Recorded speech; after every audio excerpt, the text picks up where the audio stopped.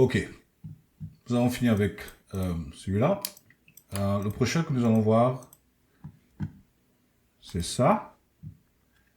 Relativement similaire, quelques différences. Et puis quelque chose de nouveau que nous allons essayer avec cette partie-ci. Donc, comme précédemment, nous allons cacher ça et nous allons faire un geo. Nous allons appeler ça HUD 2 par exemple. Après, nous pourrons changer si nécessaire. Comme tout à l'heure, nous allons poser un line. Et le même problème, nous voulons mettre ça horizontalement sur l'axe des X. Je vais vous montrer comment créer un récipient que j'ai déjà créé pour certaines configurations que j'utilise plus souvent. Donc, je vais, voilà, nous allons faire ça, create relative reference, divide by 2, sorry, et puis, moins, et puis nous allons mettre notre ligne sur, et puis voilà, en changeant la ligne, bien la taille, voilà ce que ça donne. Ensuite, si nous voulons enregistrer ceci comme un preset, c'est simple, nous venons là, nous disons save notre preset, et nous allons voir l'ensemble des paramètres en gras qui vont être enregistrés et puis les restes ne seront pas pris en compte dans le paramètre. Donc, tout simplement en saisissant le nom ici et puis en l'enregistrant, ça va apparaître ici comme, ici comme un preset où nous allons tout simplement cliquer pour avoir notre line les prochaines fois. Donc si je pose par exemple notre line et je vais tout simplement là et je prends Center X Line, j'ai déjà mon preset qui est là. Ensuite avec le preset, nous allons faire la même chose que tout à l'heure, poser un autre line, ensuite un autre copy to point que nous allons mettre là. Nous allons ajouter notre nombre de points et nous allons faire notre attribute adjust float avec le preset de noise que nous allons. Donc vous voyez très bien que nous avons pu tout simplement copier et coller l'autre node et supprimer ce qui a supprimé etc. parce que jusqu'à ce niveau c'est relativement similaire. Maintenant nous allons faire notre sweep.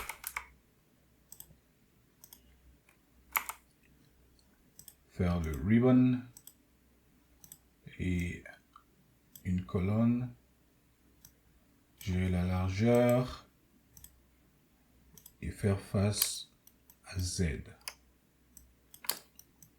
Voilà.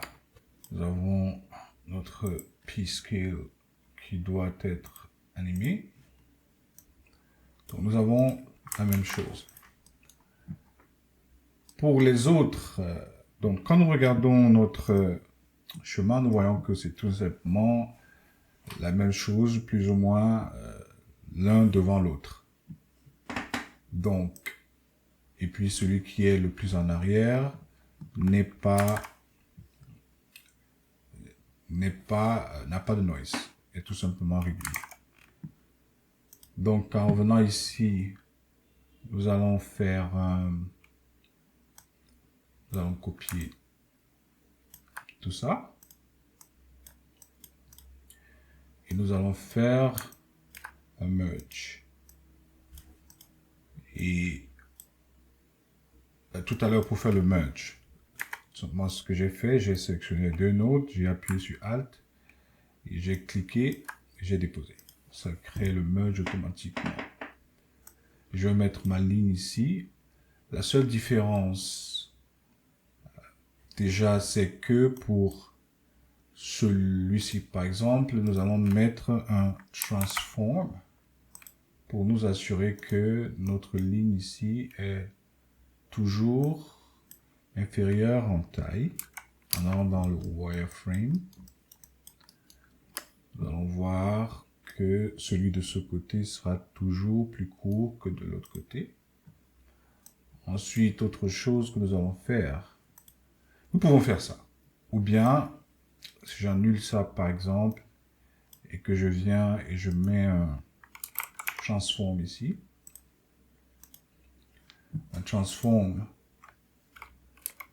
uniquement sur Y, nous allons avoir ça.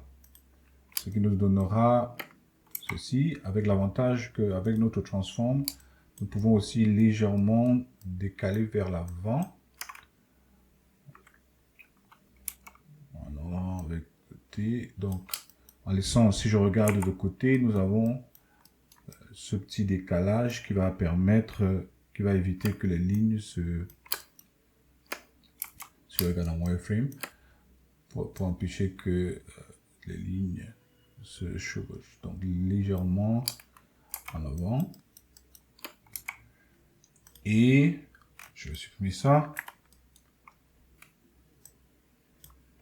Ensuite, nous allons faire la même copie de ce côté.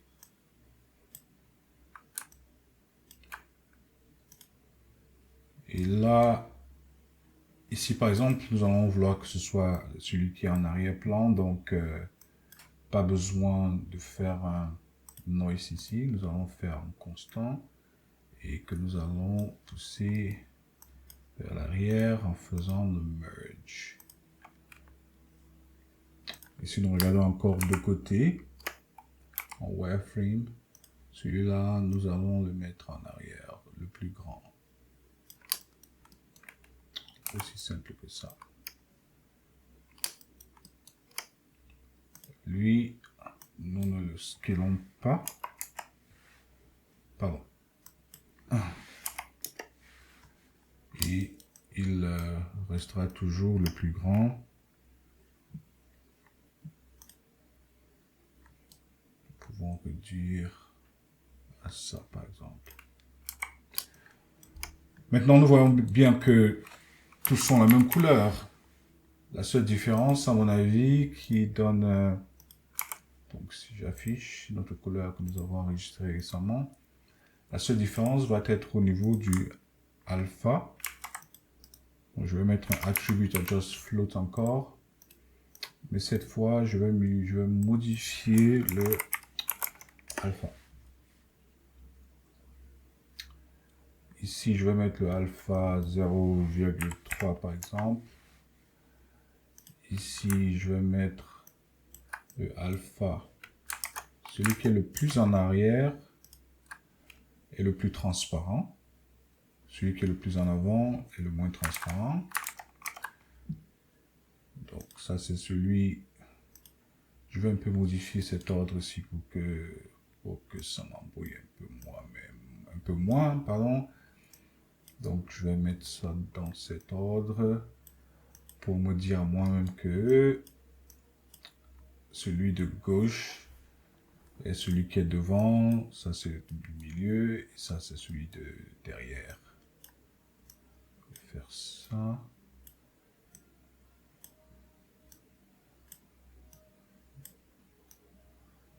Je pense que c'est un peu plus de sens, donc logique.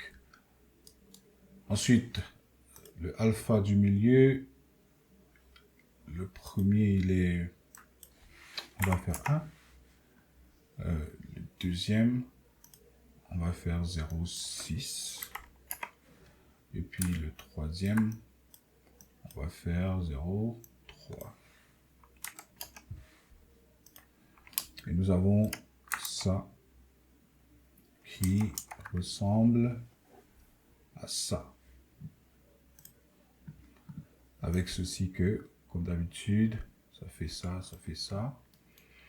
En termes de largeur, nous voulons avoir ici, par exemple, si je modifie la largeur, je vois que la largeur des autres ne se modifie pas aussi.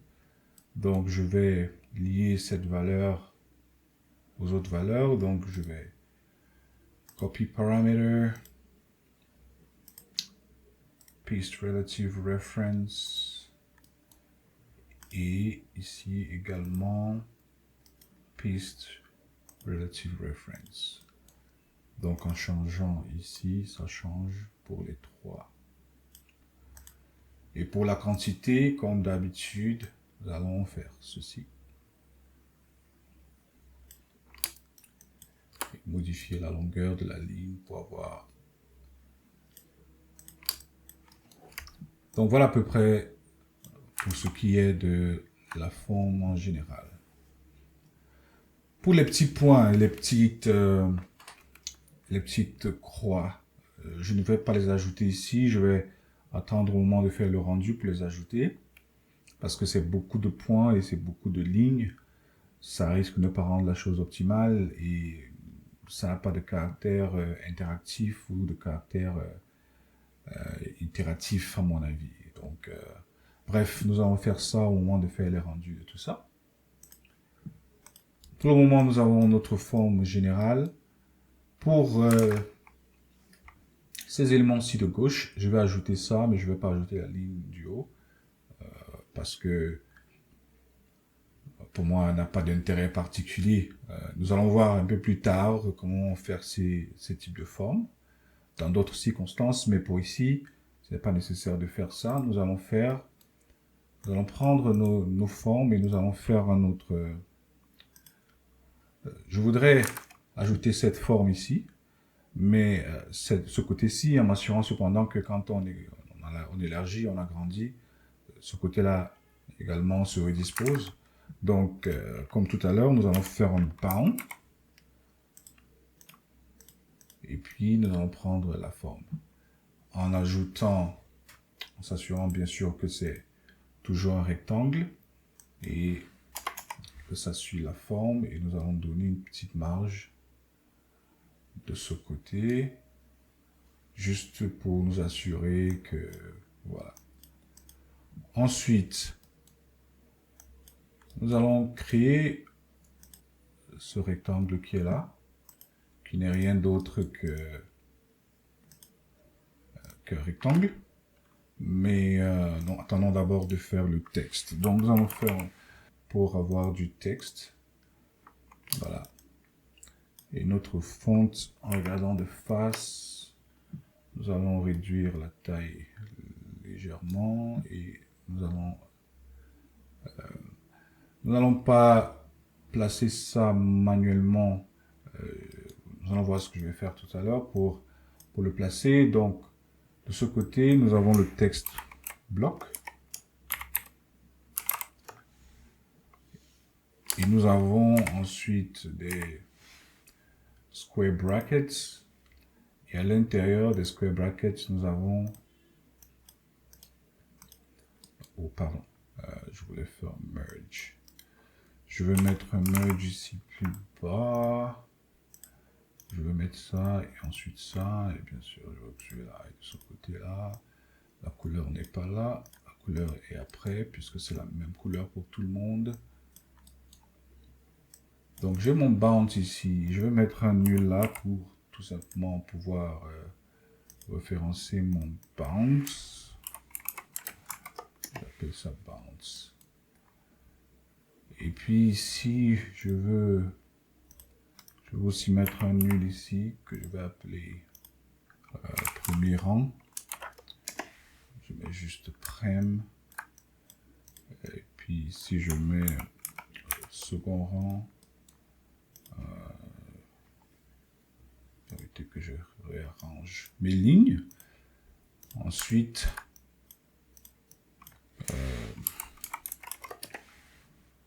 le troisième. Pourquoi est-ce que je fais ça? Parce que je veux pouvoir faire référence à... déjà, ici, pour placer le texte, j'ai mon bound ici. Donc, pour pouvoir placer ce texte, déjà, je veux l'aligner à droite pour que la position des textes soit relative à l'extrémité droite du texte. Je remets la position à 0. Et puis pour positionner le texte, je vais utiliser un petit Edge script. Le Edge script qui va me permettre de prendre la position, d'obtenir cette position-ci. Je prends mon bounce Et je veux pouvoir obtenir cette position-ci avec ce script qui prend le bbox. Le bbox, c'est le bounding box. Je prends le bbox et puis ça me demande le node et puis le type. Le type, il y a différentes variables ou bien différentes variétés. Ça peut être le dxmin qui est le coin minimum sur x, le coin minimum sur y, le coin minimum sur z, etc., le coin maximal. Et puis ici, c'est la taille sur x, la taille sur y, la taille sur z. Donc ici, nous voulons le coin inférieur parce que x augmente dans ce sens, c'est-à-dire dans le sens de cette ligne. Donc x plus la valeur de x augmente en allant vers la droite, ce qui veut dire que ce coin à gauche, c'est le x min. Donc nous allons faire, pour référencer le surface node, c'est de ce node-ci, puisque c'est lui qui a la taille de nos bounds en fait. X min, c'est cette valeur qui nous intéresse, le moins 2.496. Donc nous allons faire référence à ce node qui s'appelle bounds. Et puis nous fermons la parenthèse et ce qui nous intéresse, c'est le d underscore xmin. Fermons la parenthèse. Et puis notre texte se place automatiquement de ce côté. Et si nous cliquons, nous avons également la même valeur, moins 2,496, qui est cette valeur-ci. Donc maintenant, de toute façon, puisque nous n'allons pas rendre le bounding box en lui-même, si nous venons ici, le bounding box nous permettait seulement de positionner notre texte. OK? Donc ici nous avons ça. Et quand je viens là, nous ne voyons rien. Pourquoi presque nous ne voyons rien? Eh bien parce que, en général, quand on ajoute du alpha dans un node tree, dans Houdini, il y a toujours une valeur qu'il appelle la valeur par défaut. C'est-à-dire que pour toute géométrie qui n'a pas de alpha, quelle valeur est-ce que je dois lui donner? Donc ici, nous avons dit de lui donner une valeur par défaut de 0. Ça veut dire quand notre front entre ici, il lui donne une valeur de 0. Nous allons empêcher cela en mettant une valeur nous-mêmes qui est la valeur de 1. Ce qui fait que nous avons ça. Maintenant, pour la position, le petit artefact sur le texte. Autre chose, pour changer la police. J'ai une police ici que j'ai téléchargée sur Google Fonts. Que si je vais dans mon dossier, j'ai un dossier où j'ai téléchargé la police et je l'ai installée là. Si je vais là, je peux référencer la police et cette police est utilisée pour ce texte. Maintenant, en ce qui concerne la hauteur, je vais poser manuellement, par raison de changer celui-là parce qu'il sera toujours en bas. Et si nous modifions la longueur il va toujours rester en bas. Même si nous changeons ici, si nous changeons la largeur, nous assurons que le truc va toujours reculer du côté gauche. Donc, pas besoin de rendre procédural ou bien de mettre un script pour déterminer la hauteur ici. Donc, nous avons notre font qui est bloc quelque chose. Maintenant, à l'intérieur, il nous faut un chiffre. Ce chiffre correspond à quoi? Nous pouvons l'inventer. Et dans mon cas, je veux par exemple prendre la hauteur de, par exemple, je veux faire un bloc 1 par exemple, qui est pour les formes de devant, et puis je vais faire un bloc 2 qui est pour les formes de derrière, de la deuxième rangée. Donc pour ceci, qu'est-ce que je vais mettre ici? Je peux mettre un script qui va automatiquement aller chercher le bound de ça. Parce que n'oublions pas, nous avons le bound, c'est la frontière générale de toute la forme. Donc si nous mettons un chiffre qui se modifie automatiquement avec la hauteur de ces barres, nous allons pouvoir avoir un truc dynamique à insérer là-dedans. Et pour insérer un script dans un contexte qui attend du texte, il faut toujours mettre les deux, on appelle ça, c'est un peu comme des, sur le clavier anglophone, c'est du côté extrême gauche du clavier, juste au-dessus de table. On appelle ça les backticks en anglais. Donc, nous allons mettre deux backticks. Et à l'intérieur, nous allons mettre une petite expression qui va aller chercher le bounds de tout ce qui entre ici. Et comme nous avons déjà une expression ici qui cherche déjà le bounds, je vais tout simplement le copier. Je vais coller à l'intérieur. En cliquant sur ce texte, ça me permet de voir, d'avoir le coloriage des scripts. Et ce n'est pas de bounds que j'ai besoin du bounds de prem. Je n'ai pas besoin du xmin, j'ai besoin du ymax. Donc le coin supérieur gauche. Le coin supérieur, pardon. Donc en ayant ça, qu'est-ce que cela nous donne? Voilà, ça nous donne quelque chose comme ceci. Donc, il va mesurer la hauteur de cette barre-ci, automatiquement avec le changement de ses valeurs. Et c'est ça qu'il va mettre là. Donc, si nous allons voir ce que nous avons que, voilà, à chaque fois que le chiffre change, nous avons ça qui se modifie automatiquement. Maintenant, dans notre exemple, nous avons un nombre entier, pas besoin des points. Donc, nous allons nous débarrasser des décimales. Pour le faire, nous allons encapsuler tout ça dans un floor, par exemple, qui ne va prendre que la valeur entière du chiffre. Maintenant, la valeur entière, c'était 0. Donc, si nous continuons là, nous n'avons qu'un 0. Mais pour avoir quelque chose de plus utile, je vais prendre le floor, ou bien je vais d'abord prendre cette valeur.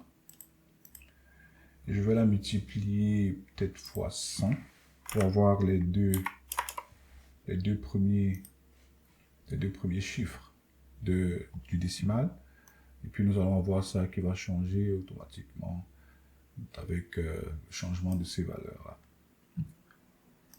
Ensuite, nous allons faire, j'espère que c'est assez clair ce que cette expression fait.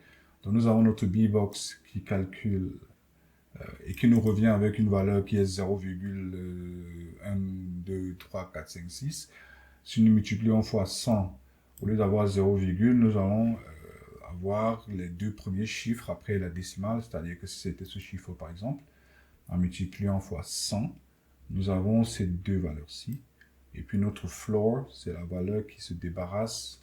Donc en multipliant fois 100, ici nous allons avoir plutôt 18, par exemple, en multipliant fois 100, nous aurons ça. Et puis notre floor, nous aurons ça par exemple. Et puis notre floor va prendre seulement cette valeur. J'espère que c'est relativement clair ce que nous avons fait. Donc maintenant nous avons deux chiffres là-bas. Donc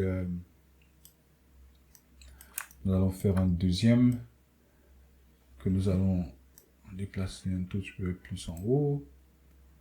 Et ici, au lieu de prendre pour prem, ici je vais prendre pour sec, qui est ce node-ci. Donc je vais changer ça en SEC. Toujours pareil. Et puis nous allons faire un merge avant de mettre dans le alpha, ce qui fait qu'au final, nous avons ceci. Voilà. Donc, si nous voulons laisser ça toujours à deux décimales, dans ce cas-ci, ou à deux valeurs, dans ce cas-ci, au lieu de multiplier fois 100, nous multiplions par 10, ce qui nous donnera ça, qui est assez dynamique.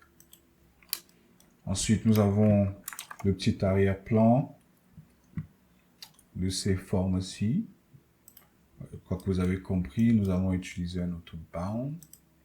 Nous allons copier ça, nous allons prendre le bound de cette valeur. Et puis, le bound de cette valeur que nous allons légèrement... Voilà. Au lieu de ça, nous allons réduire ce côté. Nous allons faire ça.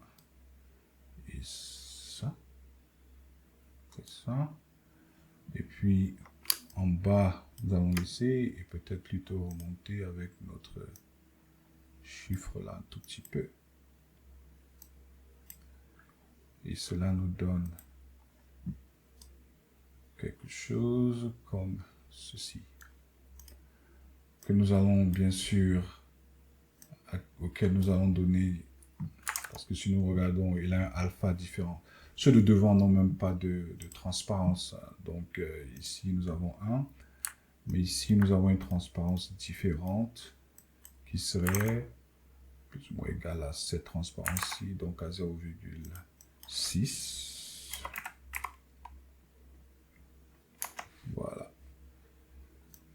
Et donc, si nous faisons un merge de tout ça, ou bien on fait le merge ici. Voilà ce que nous avons. Maintenant, si je regarde en vue de dessus, justement celui-là il est complètement superposé, donc je vais le reculer un peu plus en arrière. Voilà, là c'est en vue de dessus. Et je reviens en vue de perspective, voilà ce que nous avons. En vue de face, si c'est nécessaire d'aligner tout ça en bas, nous allons faire ça. Voilà. Ce qui nous donne ceci.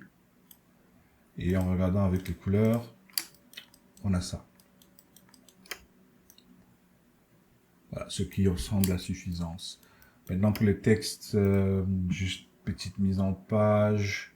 Nous allons peut-être scale les textes ici et nous allons réduire l'espacement entre les lettres, les lettres, pardon. Et puis nous allons agrandir. Et puis cette même valeur, nous allons copier et coller en haut. Copy parameter, paste relative reference et copy parameter. Et ici, paste relative reference. Voilà, pour qu'à chaque fois nous ayons la même chose. Donc voici à peu près pour ce qui est de ceci. Relativement pareil. Donc voilà. Donc comme d'hab, si nous agrandissons notre ligne, nous allons avoir ça qui va automatiquement s'agrandir. Nombre de points si nous voulons augmenter. Et puis l'épaisseur des formes si nous voulons ceci. Et puis tout ça reste relativement dynamique. Si nous voulons augmenter la taille totale des lignes, nous allons voir ça. Et à un moment, nous allons voir que ces valeurs-ci vont devenir 3 chiffres. Et comme dans l'autre cas, il faudra tout simplement revenir ici et au lieu de multiplier par 100, on va multiplier par 10. Donc voilà à peu près pour le deuxième. On se voit pour le troisième.